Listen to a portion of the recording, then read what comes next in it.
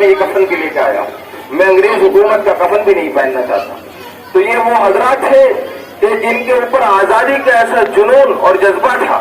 اور یہ ایک حقیقت ہے, یہ میں نہیں کہہ رہا ہوں, یہ ہندوستان کا کوئی باشندہ نہیں کہہ رہا ہے, یہ وہ انگریز جنہوں نے یہاں پر حکومت کی اور وہ ہندوستان کو غلام بنا لیا تھا, وہ کہتے ہیں. آج کے دور میں اس کو سوچنے کی, سمجھنے کی سخت ضرورت ہے. وہ کہتے ہیں, وہ لکھتے ہیں کہ ہندوستان کے اندر مسلمانوں نے 80% قربانیاں دی, باقی اوروں کی سب کی ملا کے 20% ہے. ہم اس کو تسلیم کرتے ہیں کہ ہندوستان کو آزاد کرانے میں سب نے حصہ لیا, لیکن سب سے زیادہ خون جو بہا گیا وہ مسلمانوں کا بہایا گیا. اور یہ بات آج اس لیے کہنی پڑ رہی ہے کیونکہ تاریخ کو بدلا جا رہا ہے, کیونکہ تاریخ کو بدل دیا گیا اور ہماری قوم, ہمارے یہ بچے اس سے ناآشنا ہے, ناواقف ہیں. اور بلکہ بچے ہی نہیں, بڑے بڑے ہمارے جو بڑے بڑے لیڈر ہیں وہ اس سے ناواقف ہیں. تاریخ کو بالائے طاق رکھ دیا گیا, پسے پشت ڈال دیا گیا. آپ جانتے ہو یہ تاریخ ہمیں کتنی محنت اور مشقتوں سے ملی.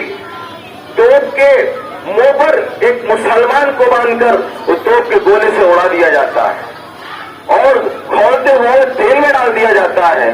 علماء اکرام کو سور کی کھالوں میں سی کر آگ کے حوالے کر دیا جاتا ہے. آپ اگر شمار کرنے پر آئے تو ان کی قربانیوں کو شمار نہیں کر سکتے.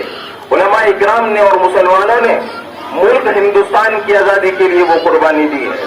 اور رہی بات ہماری, ہم سے آج کے دور میں یہ پوچھا جاتا ہے, وفاداری کا ثبوت مانگا جاتا ہے. ہم ببانگ دول یہ کہہ دینا چاہتے ہیں, ڈنکے کی چوٹ پر یہ بات کہتے ہیں کہ تم ہم سے وفاداری کا ثبوت مانگتے ہو, ہم سے پوچھتے ہو کہ ہمارے پاس کیا سرٹیفکیٹ ہے ہندوستان کی وفاداری کا. تو سنیے, کان کھول کر سنیے. تاج محل سے پوچھیے کہ اس کو یہ خوبصورتی کس نے دی.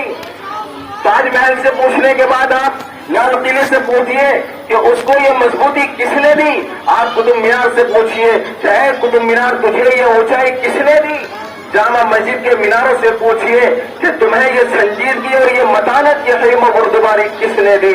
انگریزوں کی نیند کو کس نے حرام کیا, انگریزوں کی نیند کو کس نے اڑا دیا, انگریزوں کی ناک وطن کس نے کیا. جواب ایک آئے گا کہ مسلمانوں نے. آج کی تاریخ میں پوچھا جاتا ہے کہ وفاداری کیا ہے تمہاری, وفاداری کا ثبوت نہ ہو. ہمارے ہی ملک میں ہم سے وفاداری کا ثبوت مانگا جاتا ہے اور ہمارے مسلک پر, ہمارے مذہب پر انگلی اٹھائی جاتی ہے. تو کان کھول کر سنو, ملے گی منزل مقصود یہ ایمان رکھتے ہیں, رہنمائی کے لیے ہم قرآن رکھتے ہیں. ملے گی منزل مقصود یہ ایمان رکھتے ہیں, رہنمائی کے لیے ہم قرآن رکھتے ہیں. وفاداری وطن سے ہو یہی اسلام کہتا ہے, جگر کے ہر گوشے میں ہم ہندوستان رکھتے ہیں. یہ حقیقت. اور وطن سے وفاداری یہ خون میں شامل ہے ہمارے, وطن سے آبرو رکھنا یہ خون میں شامل ہے ہمارے.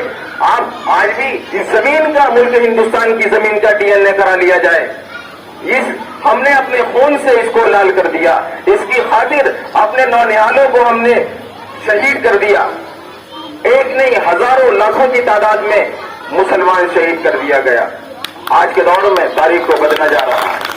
ضرورت ہے اس کو مضبوطی سے پکڑنے کی, ضرورت ہے اس کو یاد کرنے کی. یہ 15 اگست کا دن ہمیں یہ پیغام دے رہا ہے, جشن یوم آزادی آج ہم منا رہے ہیں, ہمیں یہ پیغام دیا جا رہا ہے اس دن کے مادھیم سے اور اس دن کے حوالے سے.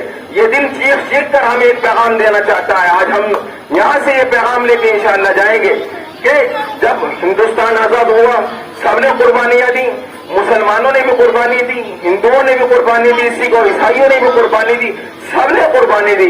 وہ تمام کے تمام مسلمان بعد میں تھے, وہ تمام کے تمام ہندو بعد میں تھے, وہ تمام کے تمام سکھ اور عیسائی بعد میں تھے, لیکن وہ جو قربانی دینے والے تھے وہ سب سے پہلے ہندوستانی تھے. آج ضرورت ہے اس چیز کی کہ اس نفرت کی سیاست کو پہلے ٹاک ڈال دیا جائے, پہلے پشت کے پیچھے ڈال دیا جائے اور ہم یہ ثابت کریں, جگہ جگہ یہ نعرہ لگائیں کہ ہم ہندو بعد میں ہیں, مسلمان بعد میں ہیں, سکھ اور عیسائی بعد میں ہیں, ہم ہندوستان پہلے ہیں, ہم ہندوستانی پہلے ہیں, ہم ہندی ہیں. علامہ اقبال نے کہا تھا کہ ہندی ہم تو ہندوستانی ہیں, یہ وطن ہمارا ہے. ہم سے وفاداری کا ثبوت مانگا جائے, یہ دوغلاپن ہے. وطن کی آبرو رکھنا خون میں شامل ہے ہمارے. اس لائن کے ساتھ میں اپنی بات کو ختم کر رہا ہوں کیونکہ کافی دیر ہو گئی, مضمون پھر اور لمبا ہو جائے گا.